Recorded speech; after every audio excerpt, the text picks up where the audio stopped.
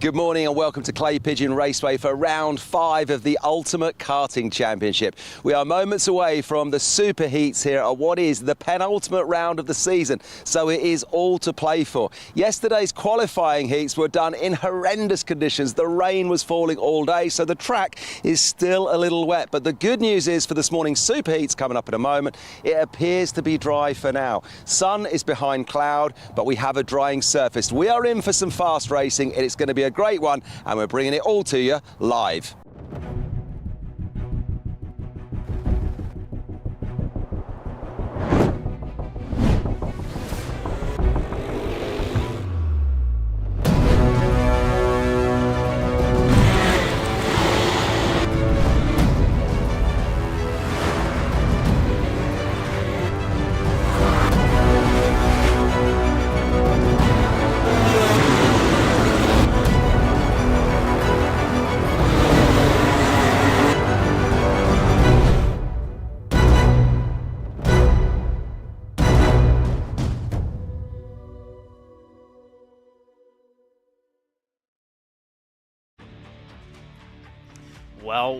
Well, here we are, round 5 of the Ultimate Karting Championship, powered by PassMeFast. We're here for round 5 at Clay Pigeon, and we're just about to kick it off here.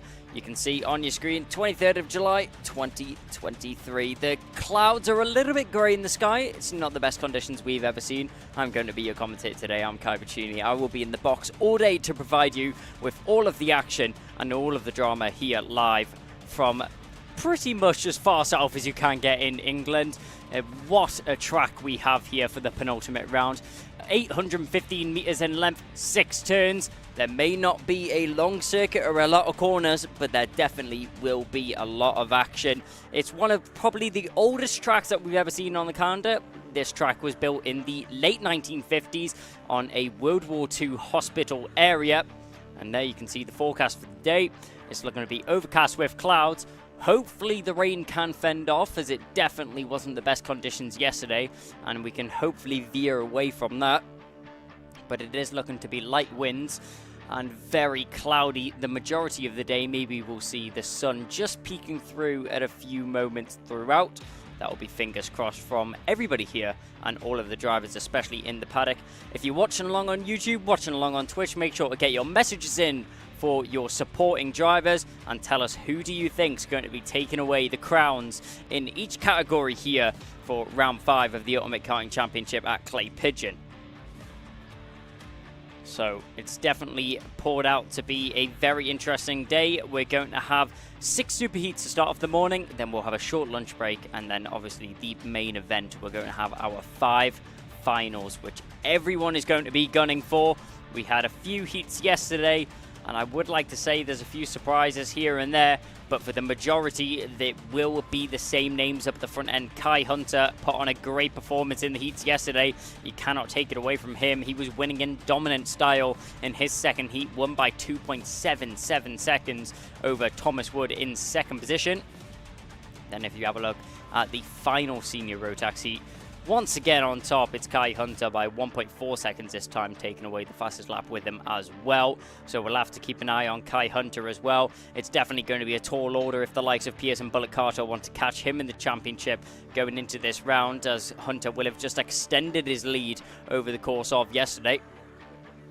Let's have a look at the junior rotax class, the biggest class that we have here with us this weekend. They're going to have 2 grids, therefore we will be seeing 2 superheats for the junior rotax class. If we go back to the first heat from the junior rotax, we'll have a look, and it was Ben Cordingley walking away with that one. He put on a great show to manage to take it just on the final lap after a very close battle with Morgan Hudson Brown during the whole race. He managed to win that by just shy of 0.2 of a second. In the second junior heat, it was a completely different name up at the top end though, but nonetheless it was as close as ever. Cameron Nelson walked away with the win in the second junior rotax heat from Arthur Thacker in second position, who had the he was in second position with a 2/10 gap, but also had the fastest lap of the weekend. Arthur Thacker, one of the names we'll have to keep an eye on today. He's definitely been providing a lot of pace over the course of the weekend so far. He's been very quick in practice, and he's also been very quick and very racy over the heats so far. So as we now have just the practice underway right now, I think we've got an onboard lap ready, and we're going to have a little bit of an onboard lap and have a look at the track from what a driver's perspective would be. As we just round the final corner here, we're going to go down the home straight. You can see going down towards the first bend. This track is all about keeping up the minimum speed possible, keeping it in the middle of the track there. It's going to be a difficult overtaking zone into turn 1, but turn 2 we go through right now. As we look through Billy's Bend, then we have the S's onto the Sturmy Straight, as it's all about keeping up that top speed. A very harsh braking zone as you make your way into the hairpin, and then very quickly transition into the horseshoe. You want to flick the car in, get the accelerator down early, and then you make your way through the right-hander. It's all about keeping it tight to the apex there. We go through the top bend. You're trying to lose as little speed as possible as you let the car run out wide, and that's going to be the short but very exciting lap here at Clay Pigeon.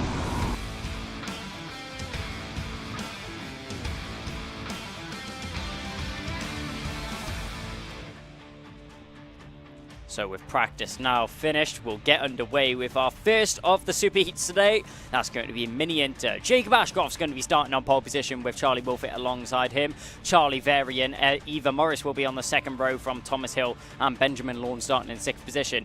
Then it's Hansen Khan, Jack Gruffity, Stanley Clark, Alex Goodson, Daniel Minto, and Isabella Stansmore Wilson will be starting in 12th position on the 6th row. 7th row will consist of Jack Collinson and Oliver White. 8th row will see Jack Cordingley and Harris Arley. Then it will be Oliver Meek and Elliot Surtees, and on the 10th row of the grid, rounding out the 19 drivers, we will have Amaya Thompson starting in 19th position. So 19 drivers will be taking the grid here for the Mini Inter Superheat. It's definitely going to be a close one. They've had some great action over the course of the weekend so far, and very tight indeed on the timing tables as well. The drivers now make their way onto the circuit for their first formation lap to get themselves prepared, get their tyres warmed up, and get themselves ready for the start of this race.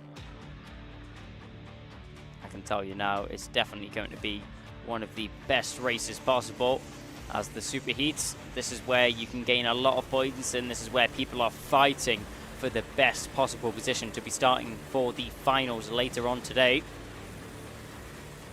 So around what looks like that's the hairpin there, just before they make their way into the bend. So around the final corner we go. You can see the drivers all leaning through that corner, trying to distribute the weight on the car evenly to make themselves get the best run through possible. Sorry, no, this is actually warm-up, as I've got that completely wrong, sorry. I had the superheat grid come up, but we're still in warm-up right now. So these aren't the formation laps, we're just watching the warm-up right now. So as the drivers are still making their way through the pack, you can see them. That is going through the hairpin there and through the horseshoe. We're looking at, for this class, around the Mini Inters, we're looking at around a 45-second lap time. So not exactly the longest lap we will have ever seen. As down through the hairpin there, you can see a great overtaking opportunity. But if you look at the grade on the circuit there is very much a wet patch on the inside line, so drivers will have to be careful of that when going for an overtake or when keeping an eye on that. Obviously the track's still very damp from what was a monsoon of a downpour yesterday. It was awful conditions for these drivers to be racing in, and less than ideal to be getting practice in as well. It provided for some great action in the heat, so you cannot complain at all. I'm sure the drivers will, though. They will definitely find a way to complain about it. And we'll have a look at a few of your messages in the YouTube chat and in the Twitch chat, getting your support in for your drivers today. From Josh Hushka, we have a good luck to everyone in the SPR team. That's Sam Pollitt Racing. They are definitely out in force this weekend, with many of the drivers will be taking part in, majorly in the junior rotax class. So we'll be seeing a lot of them. There's quite a few of the Sam Pollitt Racing team also in the mini classes, so that'll be Mini Inter, and I think Micromax has quite a large representation as well for the Sam Pollock Racing team. David Barrowman says good luck to Andy Sutherland. So a lot of support coming in the chat early on. I hope you are all sat with some snacks. I hope you're having a good morning so far. It's still early on, 10:30. It's just about the time as one driver has a little bit of a moment there and goes flying off the circuit. And that was the number 25 having a few issues as he's making his way around the circuit. That will be Dian Sinj Pahal. So Sinj Pahal taking the most of this practice session. It's all about testing the limits of the car, testing the limits of the track as well, and seeing what you're able to produce with the gear underneath you. So around the top end of the circuit we go. Checker flag is out for this session. So yellow flags will be waved around the rest of the circuit. Yellow flags are out, which means drivers will have to slow down to less than their racing pace and will not be able to overtake any other driver.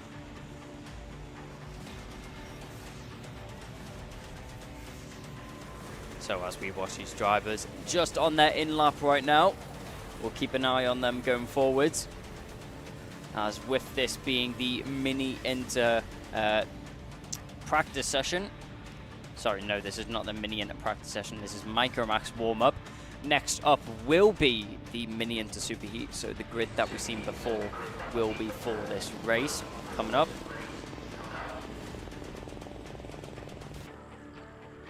So as we said yesterday, mini Inter provided some great action. Jacob Ashcroft took the win in the first heat. Charlie Wolfett was in a very close second position. Those two have brewed a great rivalry between the two of them. So if we look at what happened in the second heat there, that was more in the afternoon after the lunch break. Charlie Wolfett was able to beat Jacob Ashcroft in that one. He was able to jump the gun and also got a first position under his belt, which means that that was definitely aiding his points in the championship and also the points which will determine where he is starting on the grid.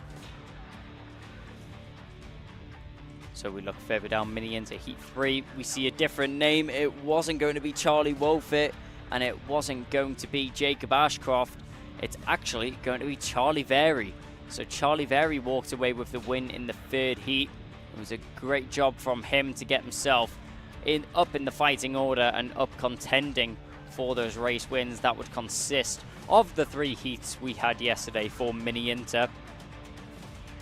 So that will be it for that class yesterday, and had a great break yesterday, a little bit of a lie-in this morning, maybe regen these drivers, get themselves ready for some dry racing action, as they will have been wet, sopping and soggy all day yesterday with awful conditions and torrential rain all the way throughout the day. Mini Inter have already had their warm-up, and surprise, surprise, top in the warm-up there, Charlie Wolfett, 42.677 was the time he was able to set. Charlie Wolfett actually 6 tenths faster than any other driver in the warm-up this morning. He was able to set at 42.6. Next fastest time was at 43.217. That was by Charlie Very.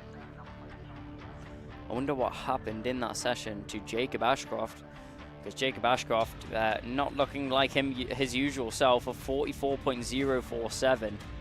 1.4 seconds off his contender of Charlie Wolfett.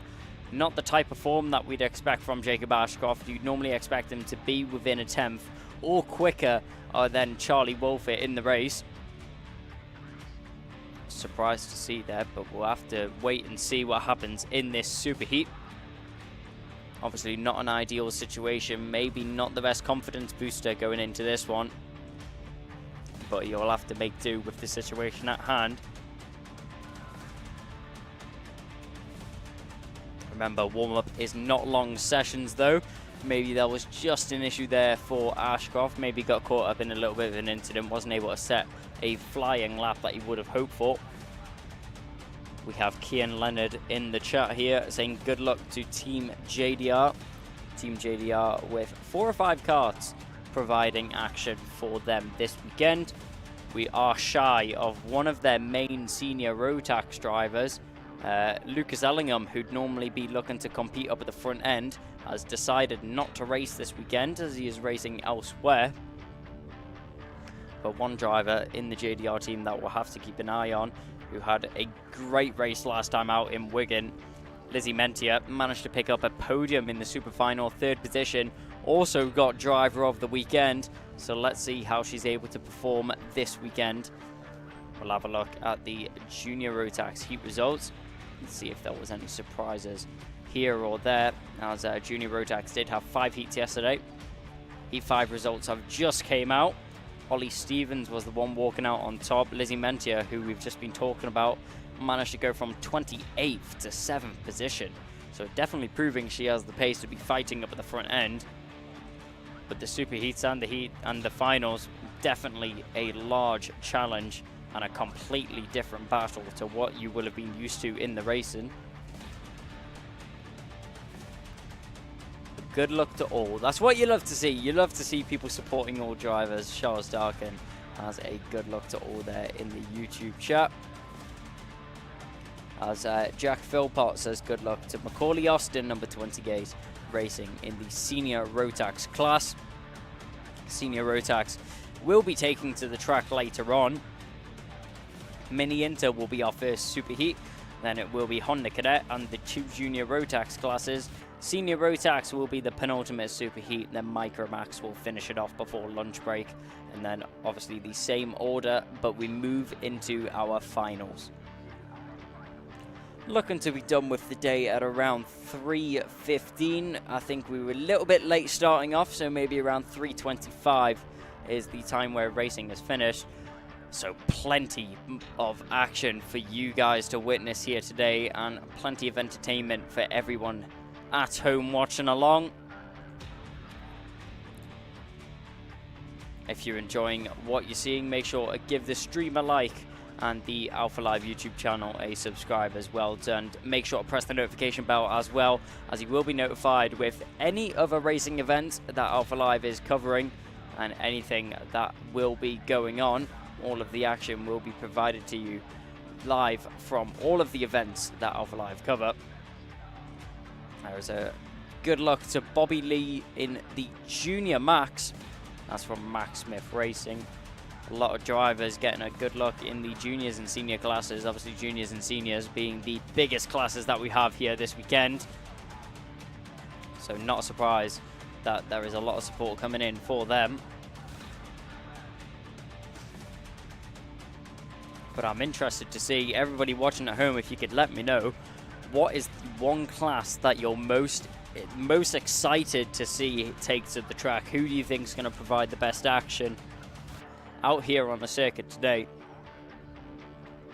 Junior rotax and senior rotax definitely have to be one of my favorite classes. Just the sheer size of the grids definitely provides some of the best action possible. And you just can't go wrong with them at all. And don't get me wrong, smaller classes definitely make up for the size as well. As we've definitely seen some amazing racing from the smaller classes. Just look at Wigan, just look at last round as well. The mini inters with so much drama last time round. The mini inters provided some of the best action out there on the circuit, with outstanding battle between Charlie Wolfett and Jacob Ashcroft. Those two were going head to head, banging horn and horn all weekend long, and it all unfolded in that super final, where I think there was a few drivers disappointed with the result that they came home with after a couple of incidents, a little bit of contact on the final couple of laps, but it all unraveled itself. We have Archie saying that he's looking forward to watching the junior rotax class, and I do not blame him at all. Leading the junior rotax class right now, the championship is very tight, and I think it'll be interesting to see who comes out on top of the junior rotax title, as there's lots of drivers gunning for it as well. Jack Hobson, he's currently leading the championship right now, but he's not leading it by much. Only 11 points in the lead right now. He hasn't had the best streak of races in the past. I mean, he had a great heat there at round 4 last time out at Wigan, but a P5 in the final was not what he was hoping for at all. Ollie Stevens, though, we've got to keep an eye out on him. He won in Heat 3, currently sitting second in the championship. As I mentioned, only 11 points behind Jack Hobson. So all of that could be sorted out in the superheat and the final today. All you need is one bad result, one hiccup in one race, and that could be detrimental for your championship fight. Who is my eye on for driver of the weekend? I'm asked by Fairclough Racing. That's a great question, you know. There's so many drivers that have definitely impressed this weekend. There's a few drivers who I wouldn't expect to be up at the front end. Normally you'd see around the mid-pack that have been fighting up at the front end, so it's great to see for them. But with 2 more races still to go this weekend for each class, I can't count my marbles too early. I'm still very much open to nominations for driver of the weekend. So if you want to tell me, who do you think your driver is the weekend so far? And if you give me a reason why as well, I'll definitely take it into consideration. But racing is now just about to get underway. As we see going onto the track, the Mini Inter Superheat have made their way onto the circuit.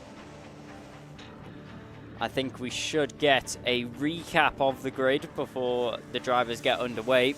We did have a look at it before, just before we seen the Micromax go out for their warm-up. And there it is. Jacob Ashcroft and Charlie Wilford will be starting on pole position on the front row of the grid. Then it will be Charlie Very and Eva Morris on the second row. Third row is Thomas Hill and Benjamin Lawn. Then it's Hansen Khan and Jack Gravity on the fourth row. Fifth row is Stanley Clark and Alice Goodson. Then it's Daniel Minto and Isabella Stansmore Wilson on the sixth row of the grid. Seventh row consists of Jack Collinson and Oliver White. Then it is Jack Cordingley and Harris Ali on the eighth row. Ninth row of the grid is Oliver Meek and Elliot Surtees in 18th. And in 19th position on the 10th row of the grid, rounding out the drivers on the grid here, Amaya Thompson, the number 55, will take it away from the 19th spot on the grid. As very quickly and a very short 2 formation laps, the drivers are now ready to go, ready to race, and we're ready for it as well. I hope you all are at home. They're getting told to slow down by the marshals there. A couple of good pictures being taken on the apex of the corner. The music is gone and the tension will rise. Drivers going around the final corners right now. You can see yellow flags being waved for the drivers as they make their way around the final corner onto the home straight. It's not a long stretch before the first corner, so a lot will be going on. As we see the drivers across the straight line now. Will it be a race start? Yes, it will. No full start. One driver going sideways in the mid-pack. Everyone doing a great job to just about avoid that one. So we see, one driver around, 3, 4, 5, 6 karts, 7 karts being involved in that one. So a lot of drivers going round in the mid-pack, and that's what it takes with it being such a tight and twisty circuit. And you have to try and keep up your minimum speed. If one driver goes round, he's going to collect the rest of them. Around the final corner we go, and up at the front end, that's looking like, is that Jacob Ashcroft in front? No, it's not. Charlie Wolf, it's just about holding on to the lead right now. A 38.8 was the time that he was able to set on this first lap of the race. 3 karts took nose and tail. Charlie Wolfett, Charlie Very, and Jacob Ashcroft. 1, 2, and 3 right now. As you can see, it's going to be a 10-minute race here, as everyone's just making their way around the final couple of bends right now. Charlie Wolfett looking in his element. A great exit out the final corner means Jacob Ashcroft has a look to the outside. Charlie Very has to cover the inside though. Ashcroft got a good run, but he wasn't able to capitalize on it. And I say he wasn't able to capitalize on it just a few corners later, and he's got himself past Charlie Very and into second position. Fastest lap going the way of Charlie Wolfett. He's just trying to extend his lead right now. Charlie Very in third position has just been overtaken by Jacob Ashcroft.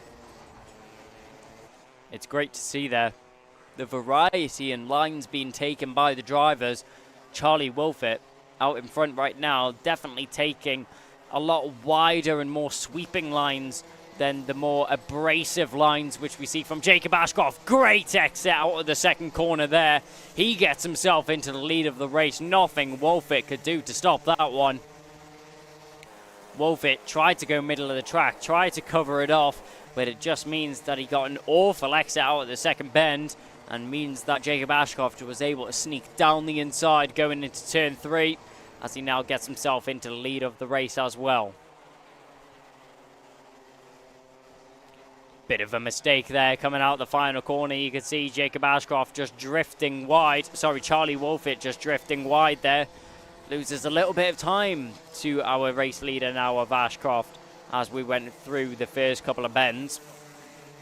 He's able to just about gain some of that time back in third and fourth bend. Jacob Ashcroft obviously with the fastest lap on that previous lap, as he was able to get himself into the lead of the race. Our leading driver is going through the right hand right now, just before the finish line. Great move there. That was down the inside, the 32 of Morris making a move on Stansmore Wilson. Those two drivers going at it right now. Stansmore Wilson still trying to look down the outside, not able to find anything yet. They go down through Billy's Bend there, through the S as we go now, onto the Sturmey Straight. Looking behind there, Stansmore Wilson not feeling comfortable in the position that she is. In 7th right now, she feels she should be in front of Morris in ahead, as she definitely goes diving down the inside. That'll be a move that goes her way. The number 88 finds herself in 6th position right now. So our leading drivers cross the line. Jacob Ashcroft, Charlie Wolfit, nothing separating these two. Glued nose to tail. But keep an eye on Thomas Hill. He tries to get the switch back, and he does manage to do so as well. So Thomas Hill manages to get the move done on Charlie. Very able to get it back very quickly, though. So out in front, though, Jacob Ashcroft, the 122 and the 195 of Wolfit. Very close together. Nothing separating these two drivers right now. It's been like this all season long. Jacob Ashcroft and Charlie Wolfit have definitely been the leading forces of the championship so far.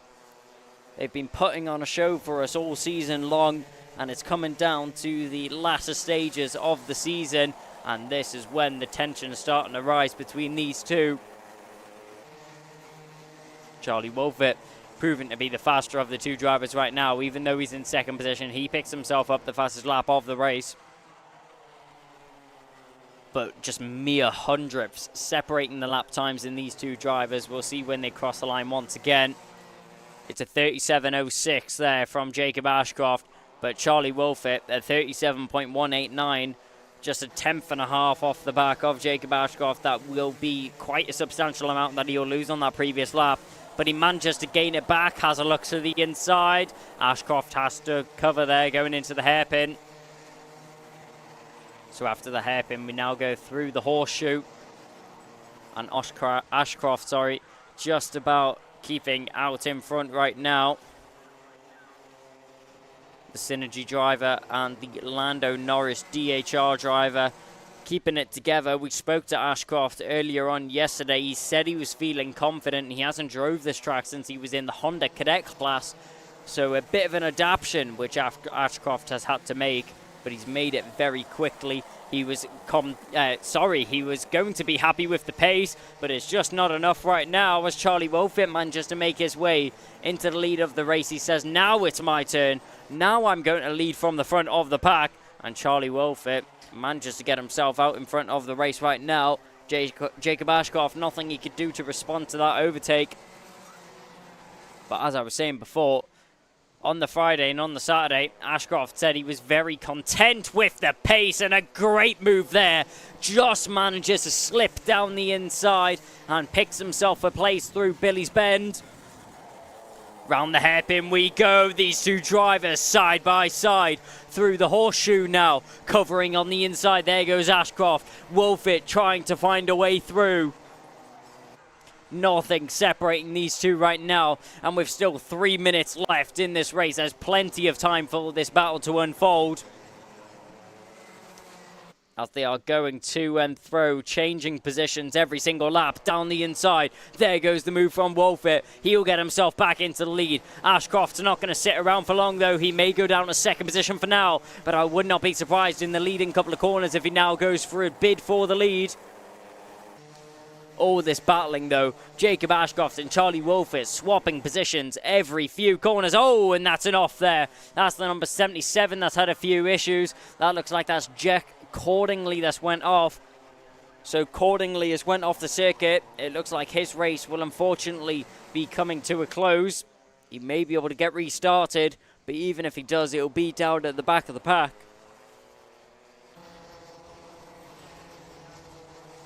So Charlie Wolfit still out in front right now, as Jacob Ashcroft hasn't been able to respond to the move that was put down on him earlier. Charlie Very, though, with all this battling going on, he's managed to bring himself into the equation, as he's now caught onto the back of our top two drivers.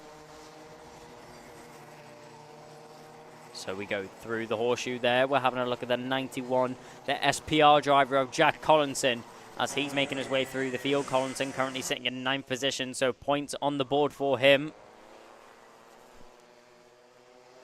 So right there, Jacob Ashcroft trying to intimidate his competitor, trying to find a way through to make a move. You can see a look over the shoulder there from Wolfit. He's not comfortable with the position that he's in right now. He'll be looking to defend the inside line as soon as possible, as Ashcroft, I can tell you now, will not wait around when an opportunity arises to make that bid for the lead. And with just 1:20 left on the clock, just 3 laps is going to remain in this race before we go on to the last lap.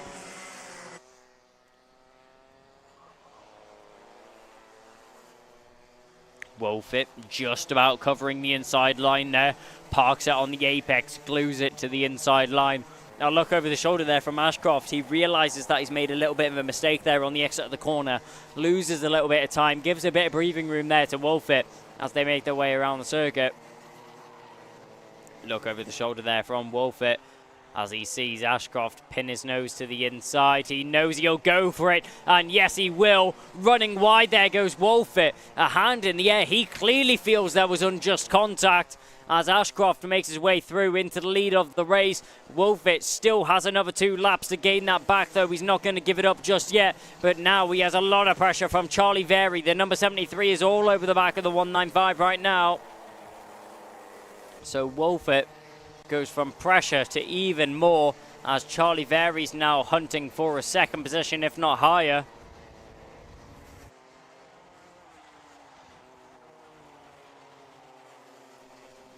Through the final bend we go, and the clock just ticking down. Will we get 1 more lap, or will it be 2? We'll go on to the final lap now, and it's looking like half a second is just a little bit too much to ask of Charlie Wolfit for him to pull that out on Jacob Ashcroft right now. Ashcroft made a move through the final corner, which Wolfit clearly feels was an unjust move, and so do the stewards, as Jacob Ashcroft has received a contact warning. So I would not be surprised if that overtake is looked at by the stewards. Around the final bend we go. Jacob Ashcroft will win it on track, but will it stay that way? Charlie Wolfit will come home in second position, managing to pull 4 tenths back on that final lap. So on the in-lap we go. Jacob Ashcroft manages to just about hold on to the victory there from Charlie Wolfit, who feels like he was barged out the way on that final corner. Finishes in second position from Charlie Very in third, then Thomas Hill in fourth, Oliver Meek, Hansane Khan, Eva Morris, Isabella Stansmore Wilson, Jack Collinson, and Alex Goodson rounding out the top 10 of the drivers that finished here in the Mini Inter class. So obviously that is the provisional results, and any decisions made by the stewards after the race will come into effect when that is released out to the public. But the stewards clearly feeling that there was something to do with that incident that Jacob Ashcroft was at fault for. The 122 did pick up a contact warning on the penultimate lap of the race, which was just after he made the move on Jacob Ashcroft. So with that race being out the way, Mini Inter Superheat will be out the way. We'll see them later on for the finals. But next up is going to be Honda GX200 Superheat. Want to get on the road as quick as possible? Pass in as little as 3 months with PassMeFast, the UK's leading intensive driving course specialists.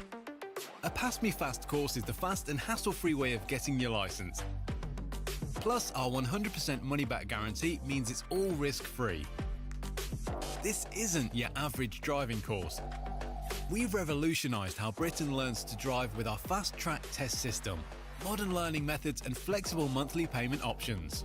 Plus, you can track your progress and manage your course anywhere, anytime with our industry-leading student portal. Take the faster route to driving. Book today at passmefast.co.uk.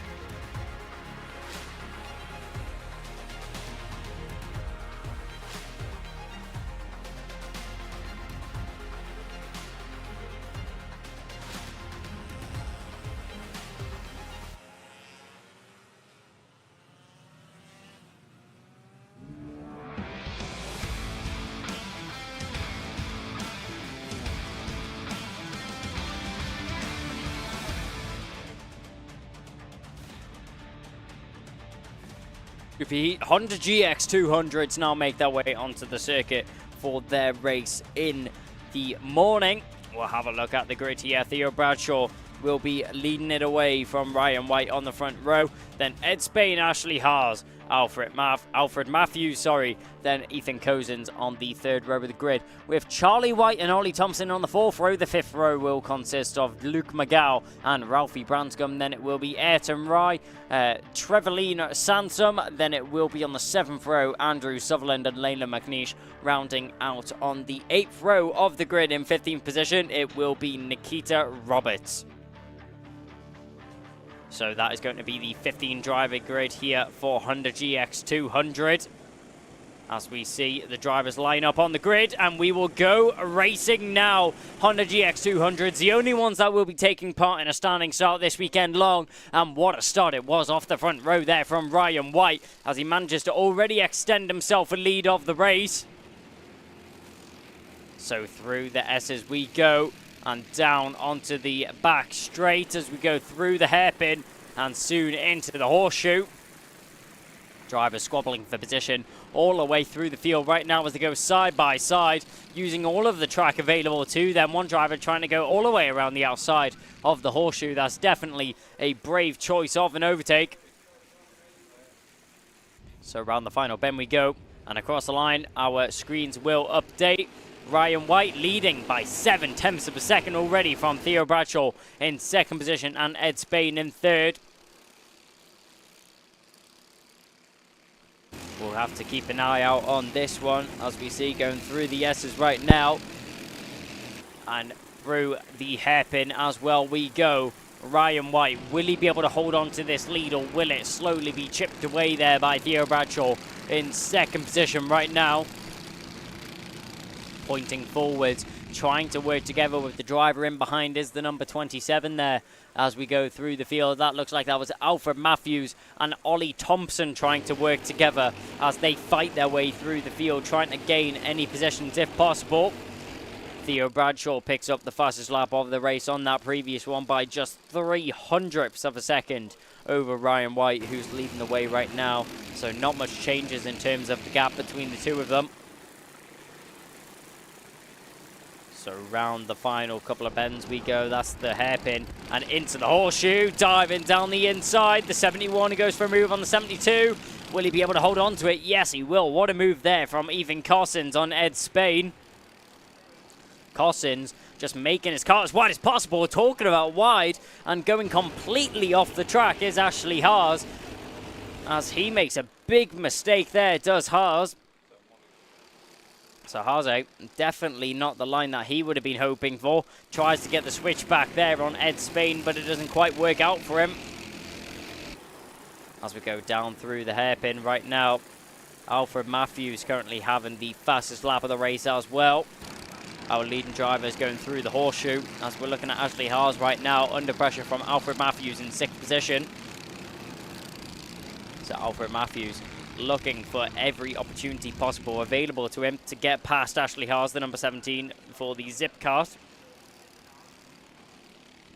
If we have a look at the Honda Cadet Championship as well, it's quite close up the front end of the 900 and the 950 class as well. Ralphie Branscombe, who's in the 900 class, who was starting a little bit further down the field, is currently leading the way by quite a substantial amount. He's leading by 70 points over Blair Smith. Branscombe managing to stay in front of Blair Smith right now. But if we look at the 950 table, it's a little bit closer. Ryan White and Theo Bradshaw, the two of them, only separated by 32 points. May sound like a lot, but it's definitely not going into the final couple of races, as well as there still being another round after this. Ryan White currently leading the way, so that's good for him, looking to extend his lead in the championship. Theo Bradshaw trying to do everything he can. Theo Bradshaw trying to do everything he can to stop Ryan White from scoring extra points that'll extend his lead in the championship.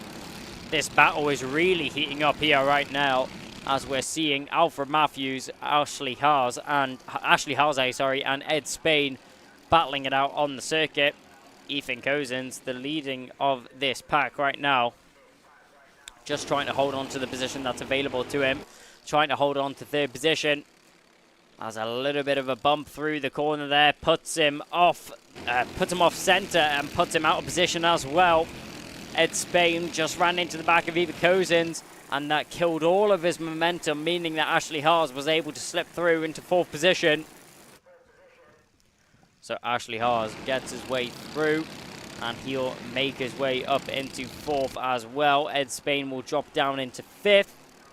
So Ed Spain now the one on the charge, but also under pressure from Alfred Matthews in 6th position. You'll have to be careful of him, as Alfred Matthews has been getting some quick lap times on the board and has been proving that he has the pace. The only driver to be in the 39s this race so far, as he looks down the inside, but not the best look of an overtake there from the 27 for Alfred Matthews. Actually loses a bit of time due to him putting his car in a position where it just lost a lot of grip and a lot of time. So Haase right now, Ed Spain in behind, and Alfred Matthews just trying to hold on to the gaggle. But Ryan White has been completely shut down. That 7/10 pillow that he managed to accumulate and get for himself has been completely cut down right now. Only 7/100ths is now what separates Theo Bradshaw and Ryan White. We know Theo Bradshaw to be a smart driver. He will not go for any rash overtake if possible, but it looks like that's a back marker getting in the way of the battle. So the 35 there of Lewis McGow trying to get involved as well. The number 49 that is currently running in 9th position, that's Andrew Sutherland. So what's happened there? Has there been a big come together between all of those drivers, meaning that Sutherland was able to make his way through? We'll see when it updates.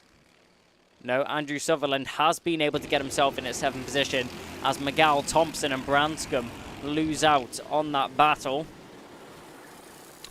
But as we were occupied with that gaggle, Theo Bradshaw has managed to make a move for the lead, and Ryan White is now down into 2nd. So what looked like such a pretty race set out for him from the start has now all fallen apart, as Theo Bradshaw finds himself in the lead of the race.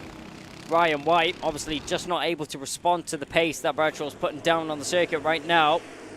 We'll watch them come through our frame up at the front end. That's Theo Bradshaw. There's Ryan White. And not far in behind, actually, is Ethan Cozens, Ashley Haase, Ed Spain, and Matthews. So that 4-car gaggle in behind is not far off the back of our 2 leaders. If any more battling continues on between the 2 of them, they will be completely reeled in. And Ethan Cozens will be introduced as the first driver onto the scene of this battle. Around the final corner we go. A very bumpy circuit. You can see by the drivers' heads going up and down all the way around the track, especially through the exit of the few of the corners. Theo Bradshaw still leading the way. Then you can see in the background there's one driver losing out on a few positions. That looks like that was Ethan Cozens, as Ashley Haase and Ed Spain manages to make his way through. So they just about managed to get through. I think we'll have an update when the drivers cross the line. They're just going through the horseshoe right now. But up in front, nothing has changed right now. Theo Bradshaw still leading the way from Ryan White. Tantalizing racing here in the Honda GX200s, as it's so close on the field. We'll cross the line, we'll get an update. It looks like Ethan Cozens has lost out on those 2 positions, as Haase gets himself into 3rd and Ed Spain's into 4th.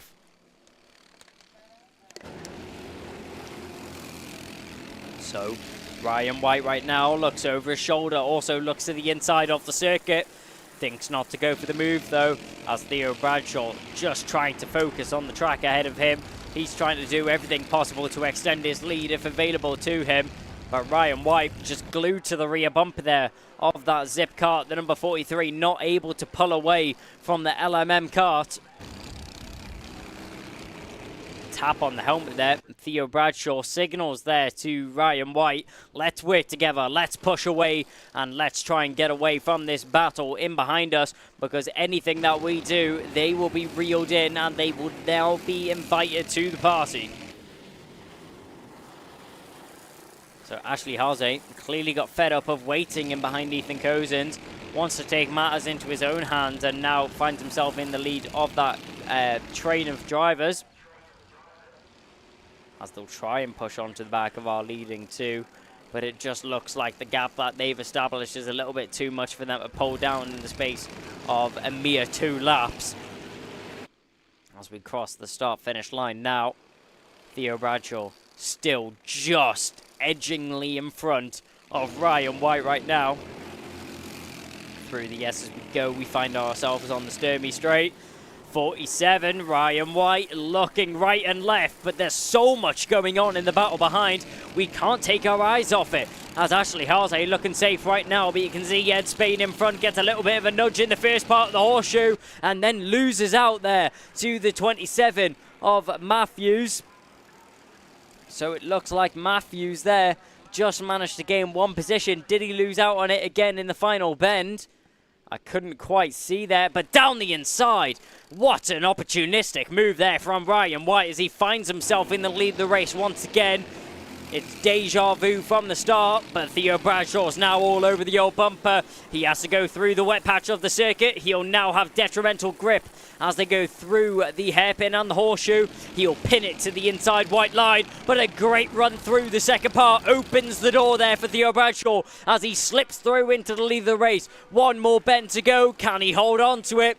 Theo Bradshaw with a great exit. Yes, he will. Some great clean racing. It's what you love to see. Theo Bradshaw manages to just about walk away with the win here in the Honda Cadet GX200 Superheat. Ryan White must have thought he had that one in the bag. Just defended a little bit too much in the first part of the horseshoe and was not able to cover off the second part. Theo Bradshaw slid down the inside, said thank you very much, and moved on with his day. So Theo Bradshaw wins from Ryan White in second position, then Ashley Haase in third. Then it's Ed Spade, Ethan Cozens, Alfred Matthews, then Andrew Studdle, and Ralphie Branscombe will win in the 900 class. 900 class win goes to Ethan Cozens. Second place in the 900 class will go the way of Ralphie Branscombe in 8th. Then it will be Ollie Thompson, Luke McGill, and our only novice in the field finishes in 11th position. That is going to be Trevelyan Sansom. So a great race from him.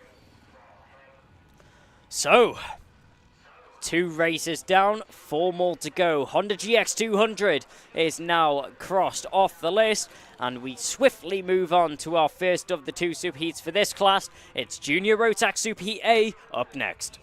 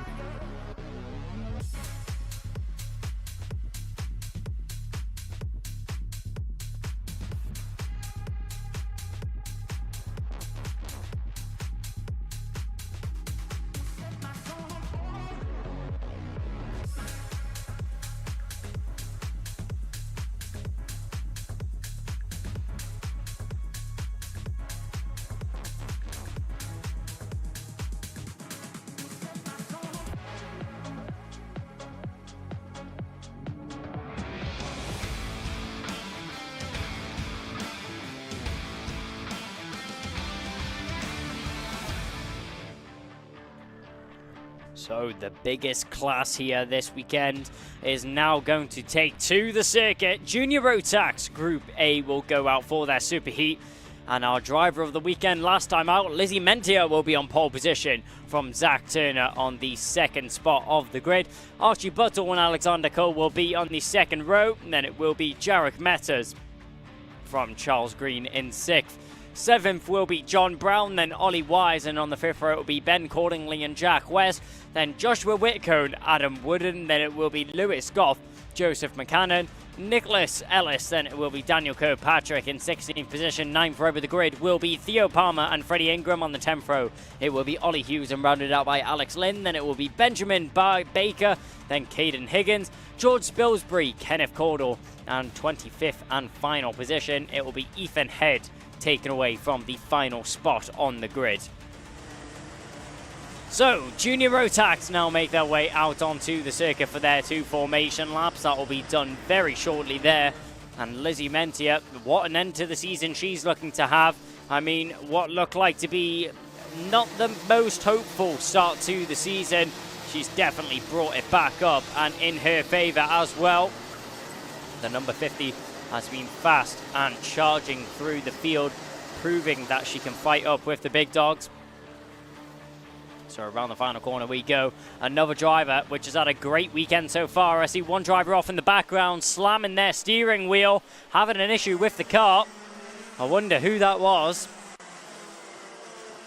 So one driver off the circuit, and it looks like to be an issue with the engine. Yeah, that'll be very unfortunate there, a retirement before the race. Another driver off the circuit. It's all gone wrong here on the formation lap for Junior Rotax. That's the number 38. That's George Spilsbury.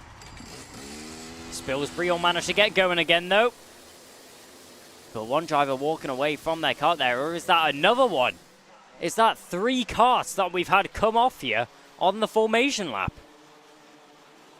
That is pretty much unheard of.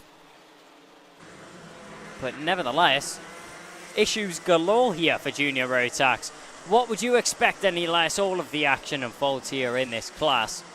But as I was mentioning before, another driver which has had a brilliant weekend and has been proving that they should be up at the front end in the championship is Alexander Cole, the Scotsman in the number 13, currently in 5th position right now. Is looking to have a spectacular weekend if it all goes his way. We know he's used to a stroke of bad luck, but he'll keep it going his way for the time being. And it looks like he'll be starting on the 2nd row due to drivers pulling off the circuit and retiring. So Cole will start from 4th, Mentia from pole, alongside her, Zach Turner.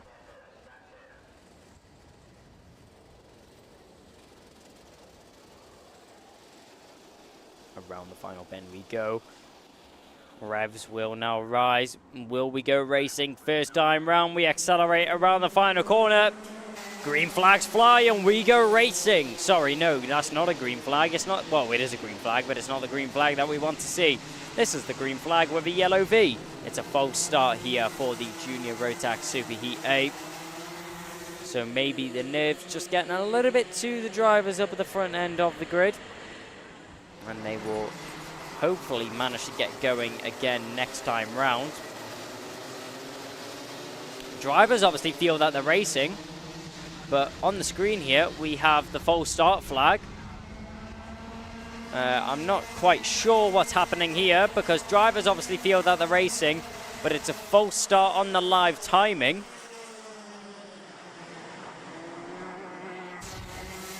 So a little bit of confusion here, but I'm pretty sure we are go and we are racing. Did the green flag fly, or has there been an issue here with the live timing? But either way, out in front right now, Lizzie Mentia doing a great job to hold on to the lead. There's a move there in the lower pack. I say Lizzie Mentia doing a great job to hold on to the lead. It looks like Zach Turner is currently in 2nd position. Zach Turner in 2nd, but Alexander Cole, what a start he's managed to have as he's pulled away from the rest of the field. 1 second ahead of anyone right now as Cole just pulls off into a land of his own. As the timing refreshes, we managed to get going again. One driver off there. We can have a look at the battle once again. That's Cole with Buttle from Mentia and Turner. So these 3 drivers all took nose to tail right now. They'll try and chase down Alexander Cole. But looking to be a starstruck weekend right now for the Scotsman in the number 13. So we can see going around the final corner and across the line there, that was down the back of the pack. That was Ethan Head after he's had his incident. He's dropped down into 23rd position. But Alexander Cole just extending his lead lap after lap. What is happening here for Alex Cole? A 34.719 sets the fastest lap across the line. That's quickly snatched away there from Archie Buttle, but only by 29 hundredths of a second. So Cole still managing to hold on to his 1.73 lead right now. Archie Buttle trying to chip away at that, and I'm sure Mentia and Turner are trying to get in on this as well. So we're still in the early stages of the race. Anything could happen.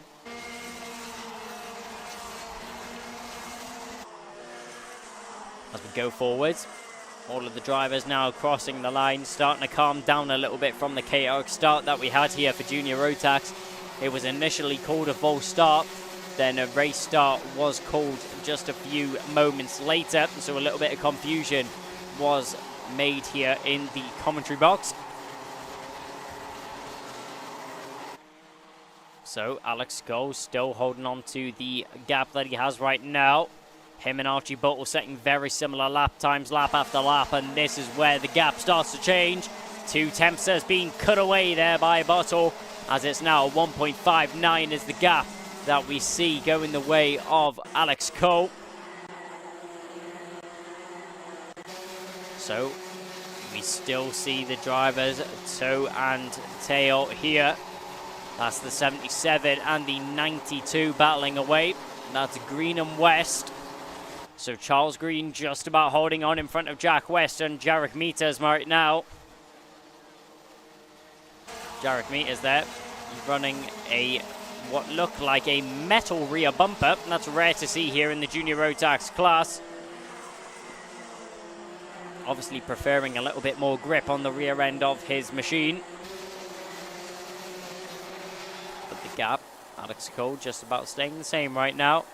Archie Buttle, not much he can do in response to the times being set by Alexander Cole. They're just about staying the same between the two of them. But Archie Buttle, he still has a lot of pressure from the number 50 in third position right now. As Lizzie Bentia has very much secured herself onto the rear bumper of Buttle as down the inside. That was a move that looked like that was Charles Green going for the move on Jarek Meters. Yellow flags are out as another driver has came off at the hairpin. So yellow flags are out at the hairpin. Drivers will make their way now down through the horseshoe and down the inside he goes. The number 56 will, with Joshua Whitcomb, will go for a move on Jarek Meters. Sorry, no, that wasn't Jarek Meters. That would look like it was Charles Green. So Charles Green will lose out on a position to Whitcomb. Whitcomb will now chase down the back of Meters. And a contact warning has been awarded by the stewards to the 333 of Joseph McMahon. So let's have a look at where Joseph McMahon is. Currently in 20th position. But something that the stewards aren't happy with that he's been involved with as well as we go past the halfway stage in the race right now. Touring the circuit still. We see the 7 there. That's Charles Green after he's just been dispatched by Joshua Whitcomb. Whitcomb is still chasing down the back of Jarek Meters. So Jarek Meters currently sitting in 7th position, but still with a lot of pressure from behind as Joshua Whitcomb is trying to chip away at that gap. But with the pace that Whitcomb is putting down on the circuit right now, I can't see it going any other way than into the grasp of the 56. 0.2 of a lap quicker was Whitcomb on that previous tour of the circuit than Jarek Meters. And a fastest lap was also set by Jack West. A 34.484 was the time that was put down on the circuit. 1.2 seconds is now the gap that Cole has to Buttle and Mentia. Well, it's 1.8 to Mentia actually, as she's just about fell off the back of Archie Buttle as she's now fell out of the slipstream of the 221. So we're still keeping an eye on there. That's the 77 of Charles Green as he just been overtaken by Brown. Yep, that looks like John Brown in the 51 has managed to make his way past Charles Green. Sorry, no, that's Lewis Goff. So Lewis Goff has fell back a bit and he's now fell into the clutches of the 77. So Lewis Goff did make the move a couple of laps ago on Charles Green and has now lost a little bit of time to the 77, making them ever so closer. An attempt for an overtake in the background, but it didn't look like it was going to go down. Daniel Kilpatrick had a look down the inside of John Brown, but nothing quite happened there. Archie Buttle chipping away lap by lap, 10th by 10th, but is it going to be enough in the end? He's about a 10th of a lap quicker there by Alexander Cole. 9/10 is now the gap that separates the two of them, and with what looks like it's just going to be 4 or 5 laps remaining, it's going to be a close call if Buttle wants to take away this victory in the superheat.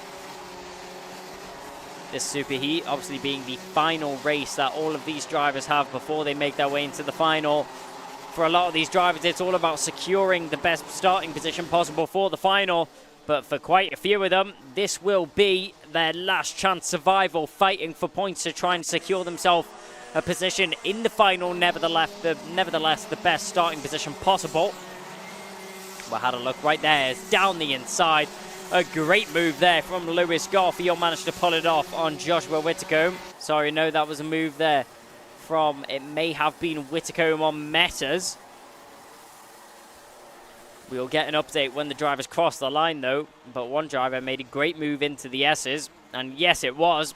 That was the move that we were waiting to see. That was Joshua Whitcomb making his way past Jarek Metas. Or has he? The timing screen says no. Was that place regained in the final corner? Because I definitely just seen Joshua Whitcomb in front of Jarek Metas. But with 20 seconds left on the clock, Archie Buttle had a stormer of a lap last time round. Down the inside, a great move there from the KR Sport driver on his own teammate. That's a bit of a rough one there. That looks like that was Lewis Goff going for a move on Zach Turner. Sorry, that wasn't Zach Turner. I think that was a little bit further back in the pack. But the penultimate lap of the race is upon us, and only 2 tenths is the gap that Cole has to Buttle.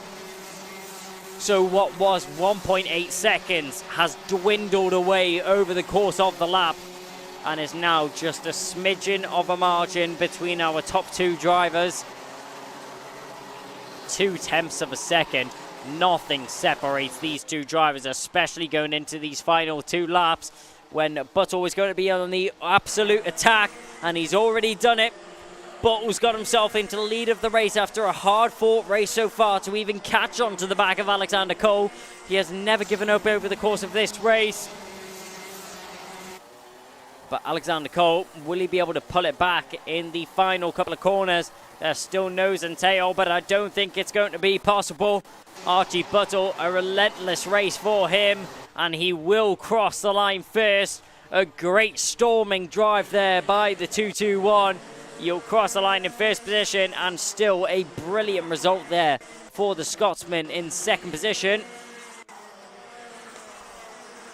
Alexander Cole will finish in second position from Lizzie Mentia in third. Jack West will finish in fourth from Jarek Metas and Joshua Whitcomb. Adam Wooden will finish in seventh. Then it will be Zach Turner, Lewis Goff, Charles Green, Daniel Kilpatrick. Then it will be Freddie Ingram, Nicholas Ellis, Ollie Wise and Ollie Hughes rounding out the top 15 drivers here. In the junior rotax, we had unfortunately 3 retirements from the race. Those 3 retirements being Theo Palmer, Ethan Head and Ben Cordingley. So the 244, the 48 and the 67, with possibly that being the end of their weekend. And that's one of the worst ways to bow out of your morning. So Junior Rotax, that's Group A and Superheat A out of the way, as we get ourselves ready for even more action on the circuit. Junior Rotax Superheat Group B will be up soon.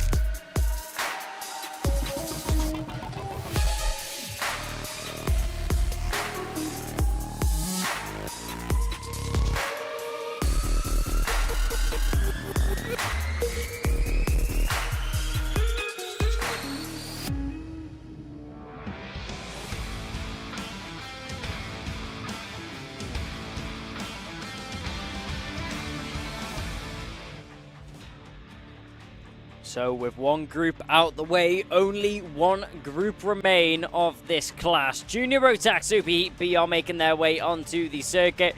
Ollie Stevens will be starting on pole position from Reese Bailey in second. Then it will be Jack Thompson and Deacon Russell on the second row.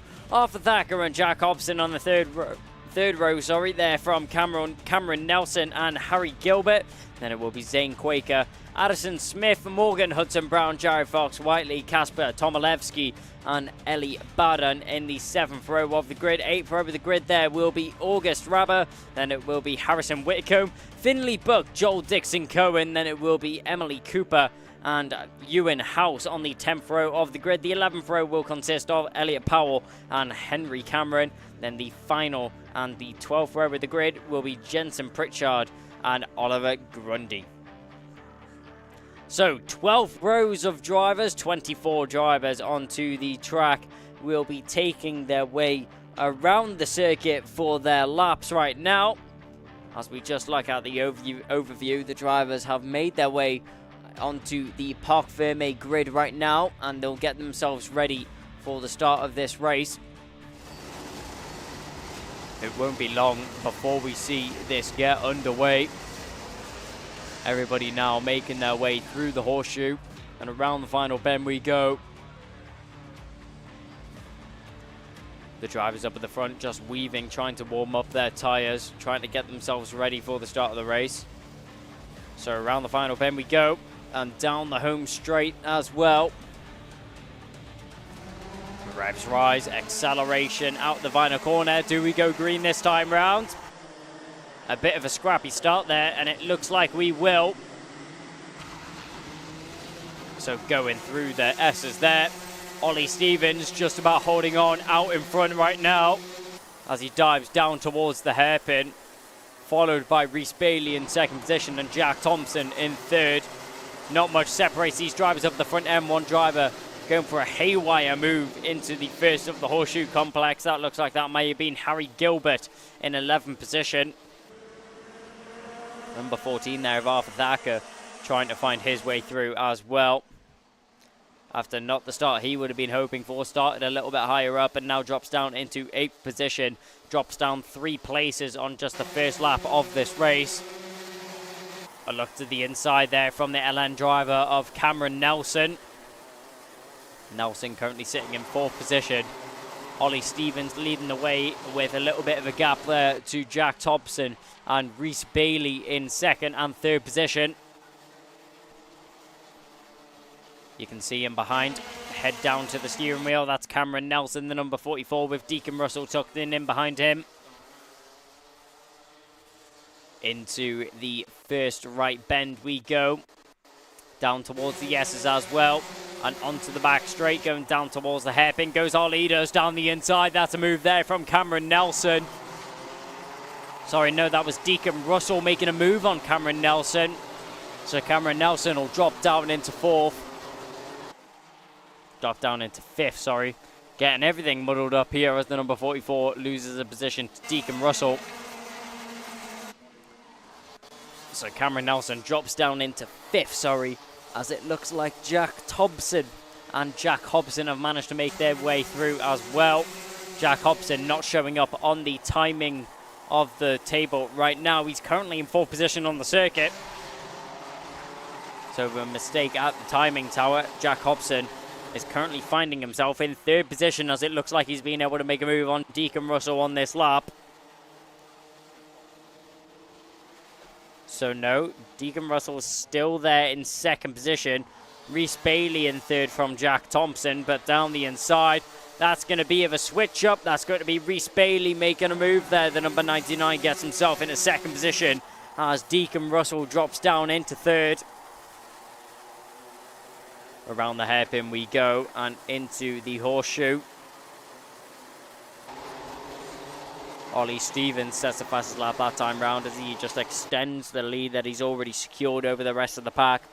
2.063 seconds is the gap that he already has over everyone else out there on the circuit right now.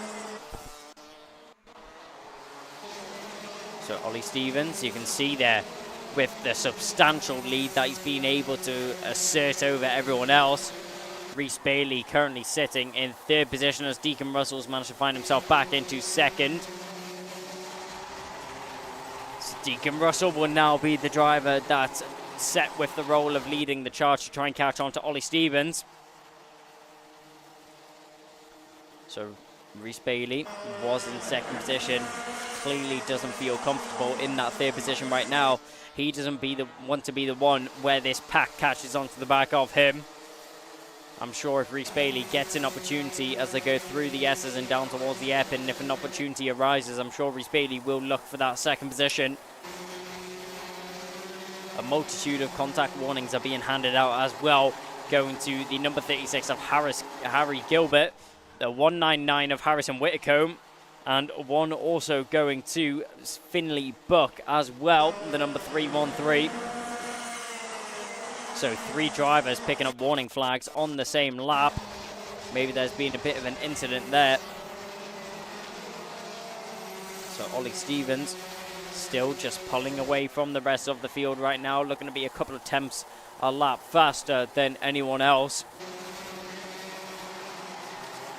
So through the horseshoe they go, and now through the right bend, through the final corner. We're looking at Deacon Russell, Reese Bailey. In behind as well is Jack Hobson and Jack Thompson. So Hobson and Thompson just holding on to the back of the top 2 right now.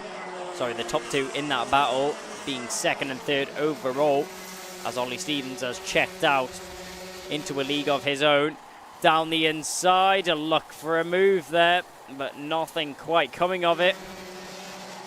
Deacon Russell looks like he's actually fell back. Yes, he has. Jack Hobson, has managed to make his way past Deacon Russell. Has he made his way past Deacon Russell and Reese Bailey, though? We'll see as he crosses the line. Yes, he will. Jack Thompson currently in second position right now. So Hobson in second from Russell, Thompson and Bailey. A complete switch up there of the order of that battle, as we just pass the halfway mark in this race. Looking through the mid-pack there, and that's one of the Argenti cars. That looks like that was the 144 of Zane Quaker.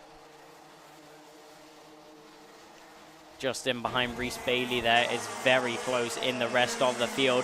From what was just originally a 2-kart battle, there is now 6 to 7 karts involved in this battle. Everything is going on here. Up through the top hairpin we go, and down towards the dogleg. Ollie Stevens still leading the way, 3.225 is the gap that he now has. But who was that? Was that Cameron Nelson involved in the battle, involved in the incident? Cameron Nelson, and it looked like Addison Smith, the 9th and 10th position drivers, end up on top of each other.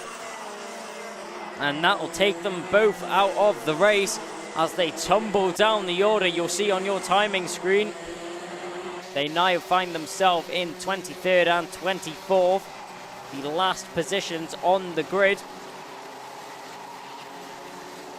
So Ollie Stevens still leading the way and extending 3.3 from Jack Hobson right now. We'll see the updated gap when he crosses the line. Hobson pulls out 100, but it's nothing to even shake the nerves of Ollie Stevens. 2 minutes still remaining in this race, so a multitude of laps is still remaining, and anything could go wrong, as we've just seen there for Addison Smith. And also, was it Cameron Nelson, number 44? Yes, it was. Cameron Nelson has actually managed to get going again, but Addison Smith we saw standing off at the side of the hairpin. He will have to retire from the race. Addison Smith being the one awarded with the contact warning. So the stewards clearly feeling that Smith was at fault for that contact. Yellow flags are still out at the hairpin, as there is still the beach car of the number 15. Addison Smith will be standing there in despair, looking at how the race has fallen apart in front of his eyes. But up at the front end, Jack Hobson has been reeled in once again there by Deacon Russell in third. So Russell trying to get himself back into second position. There's our leading driver, that's Ollie Stevens. Let's not worry about him though, because Jack Hobson is in a world of trouble here. Deacon Russell in third position right now is applying as much pressure as possible to the rear bumper of the 114. Hobson, our championship leader right now, looking to score good points. If he manages to finish in second position right here. So we go round the final bend, and with 44 seconds left on the clock, we will have 2 more laps plus a lap. So 3 more laps remaining actually. So through the S's we go. Jack Hobson pointing that front end to the apex of every corner as possible. He doesn't want to make a singular mistake, as that will put him at so much risk of losing out on this second position to Deacon Russell right now. Russell taking a lot tighter lines, trying to minimize the amount that the car has to travel through a corner.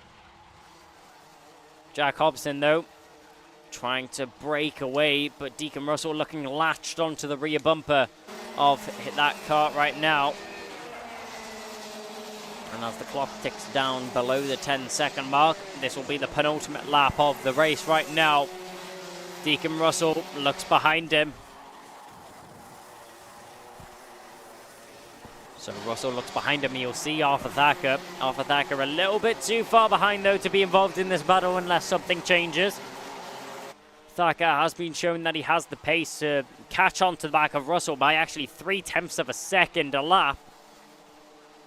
But as we cross the line to start the final lap, it's not looking like Thacker can do anything better than 4th position right now.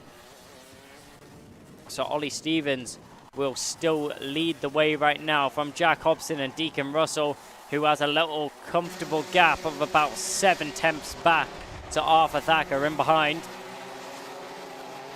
So Ollie Stevens will be comfortable with this victory. He'll pull away and he'll walk away victorious from this one. And Jack Hobson just about holds on to second position from Deacon Russell in 3rd place.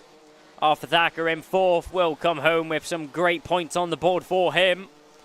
Then it will be Reese Bailey, Jack Thompson, Harrison Whitcomb, Zane Quaker, Ellie Bardon and Finley Buck rounding out the top 10 from Jared Fox Whiteley, then Kasper Tomilewski, Harry Gilbert, Emily Cooper, Morgan Hudson Brown finishing in 15th position.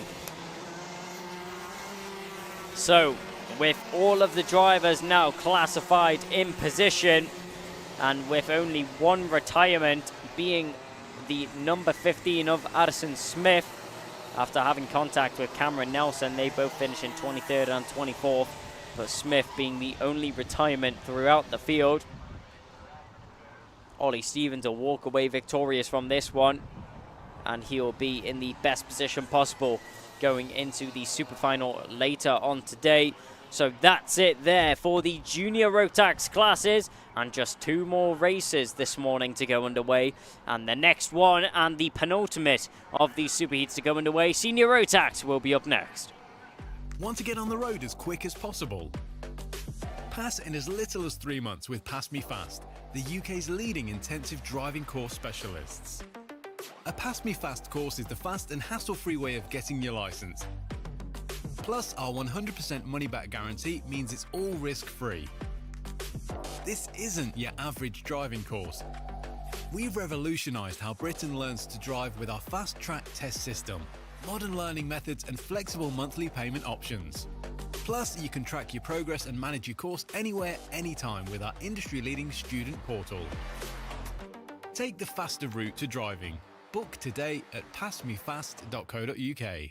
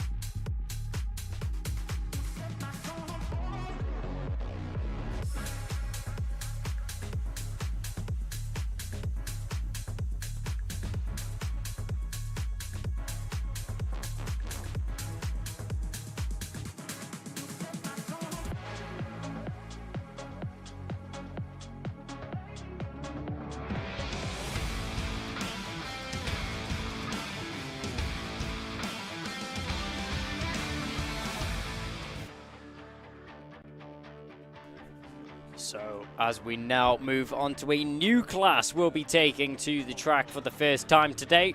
Senior Rotax Superheat will now be taken to the circuit for their first race today. Kai Hunter, our championship leader, will be starting from pole position from Philip Rawson. Alongside him, then Tristan Rennie and William Antrobus in second position.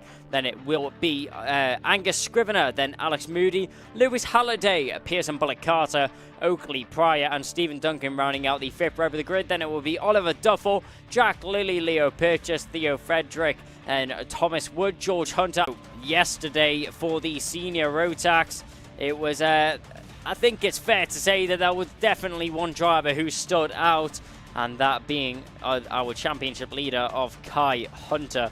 You cannot mistake that name, and if you look up at the front of the field, there's only one driver which you will see every single time, and that being the DHR driver of Kai Hunter.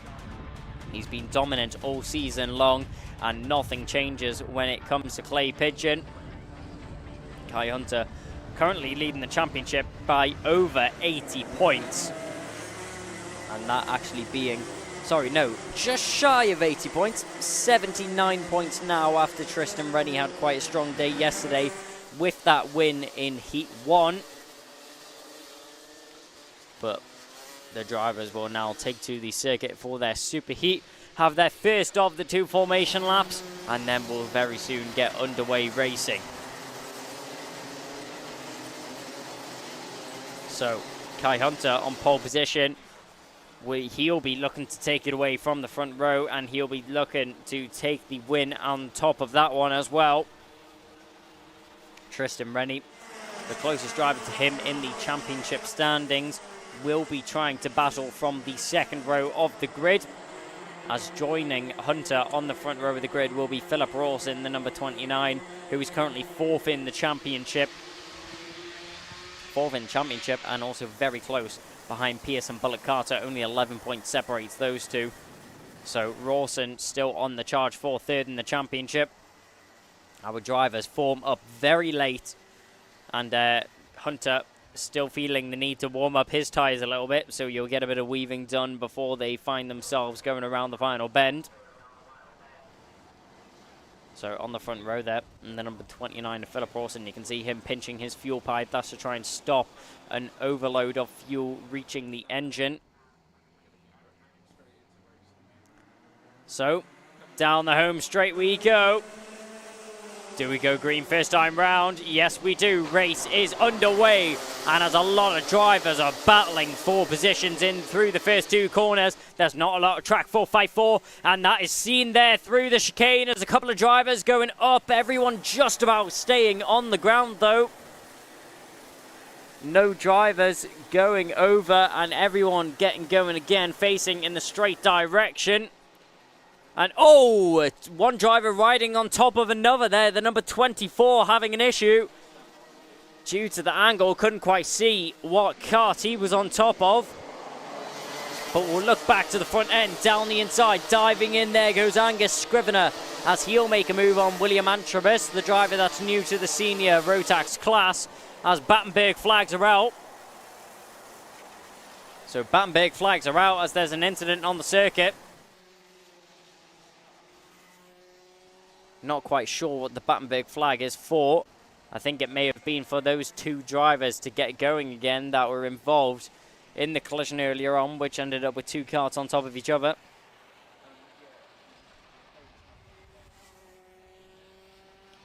So out in front though, Kai Hunter, not the driver with the best of the starts. That goes the way of the number 29 of Philip Rawson, who's currently leading the way right now. Battenbergs are still underway right now. You can see on the sidelines there a lot of the mechanics signaling to their drivers, telling them some tactics before they get underway racing again. So through the first bend we go. Everyone just about staying in order. The best gainer on the first lap was definitely Lewis Halliday. Currently in fourth position right now is the number 35. He gained 2 places on that first lap. And with what looks like everyone underway and no further issues on the circuit, I wouldn't be surprised if we go green this time round. Around the final corner, acceleration from everybody here on the track, which means that we will go green this time round.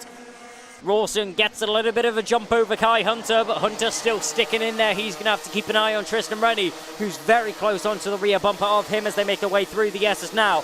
Down towards the hairpin we go. Glued to the inside line right now is Philip Rawson, as going the long way round Tristan when he's going to try it, but he can't manage to figure anything out, as Kai Hunter does a great job of holding on in second position right now. We're going to have a look at fourth position as well, as Lewis Halliday has a look left and right. He's going to have to keep an eye on Angus Scrivener in behind him though, as the 41 is looking active to gain positions on the circuit right now.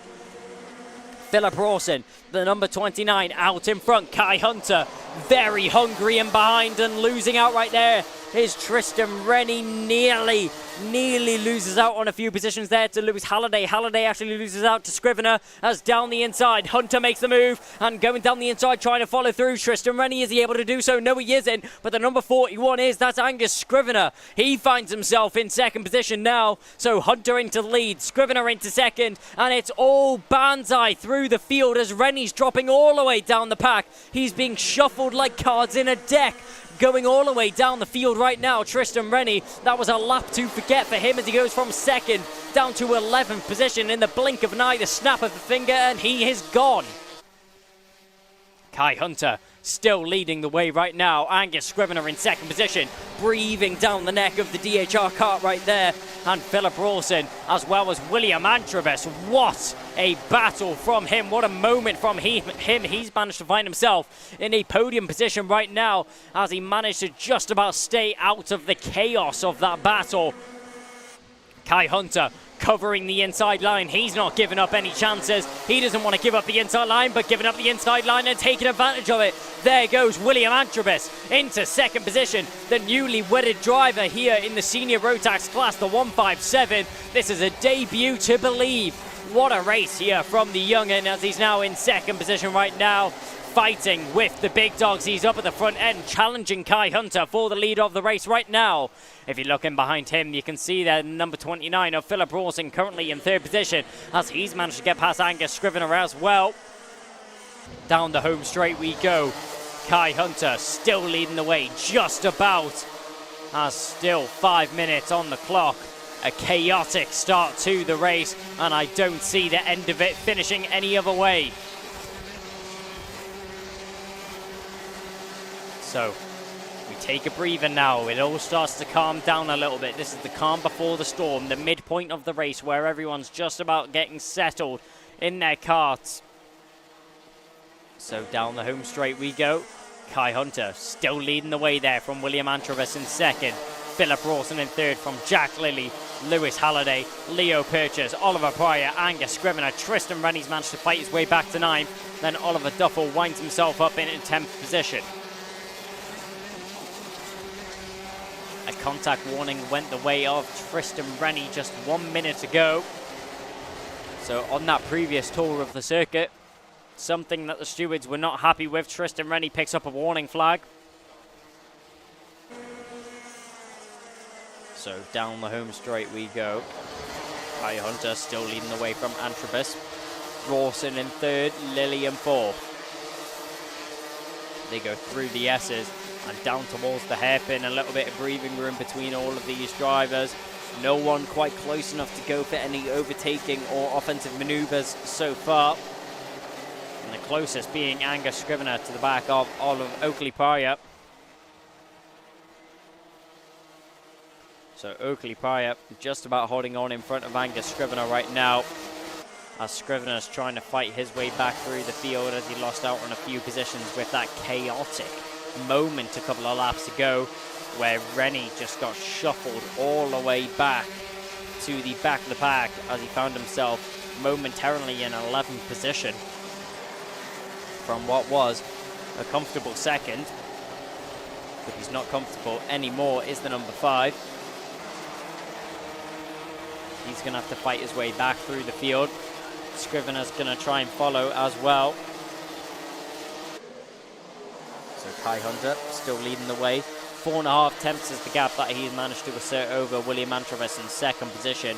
The young driver, really impressive with the pace that he's putting down on the circuit in one of his first ever races in senior rotax.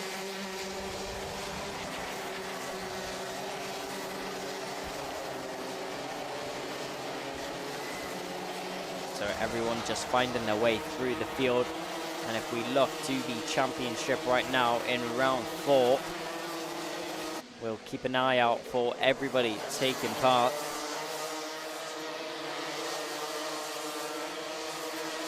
As there through the field we go.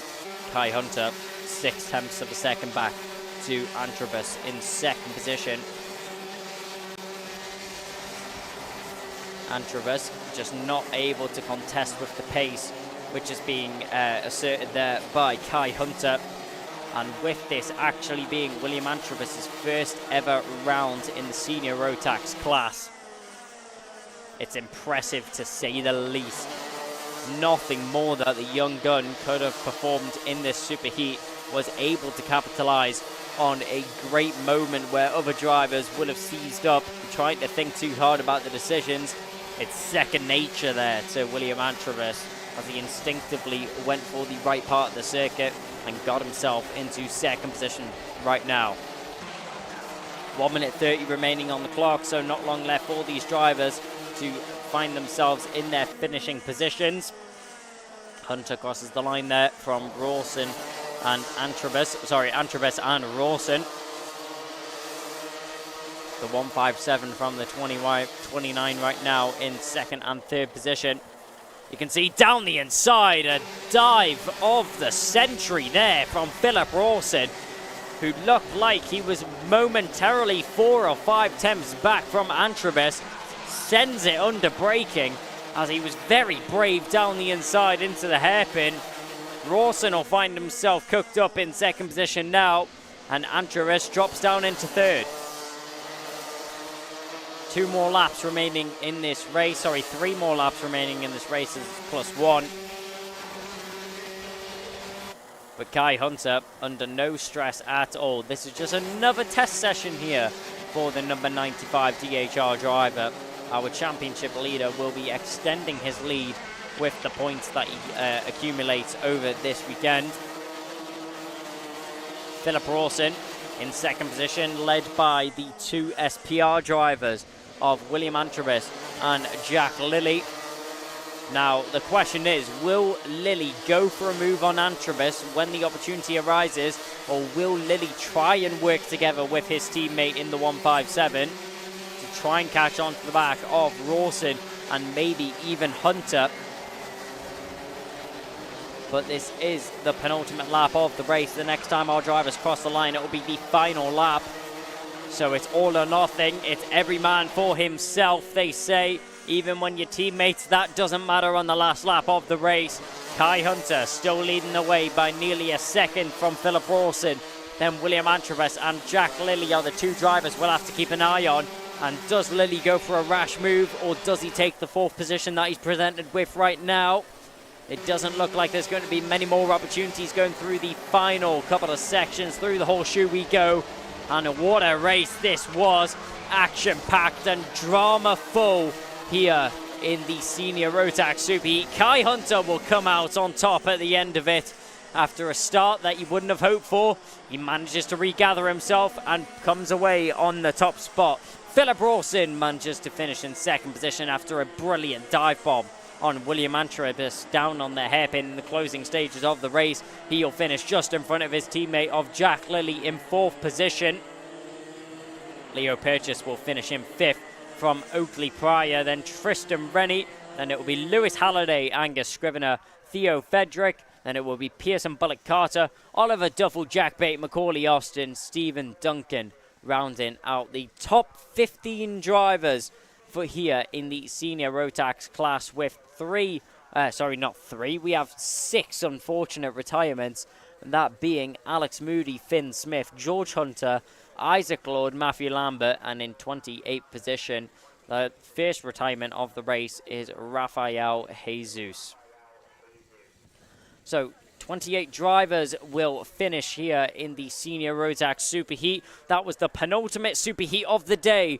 Next up, we move on to Micromax to finish off the morning. Want to get on the road as quick as possible? Pass in as little as 3 months with PassMeFast, the UK's leading intensive driving course specialists.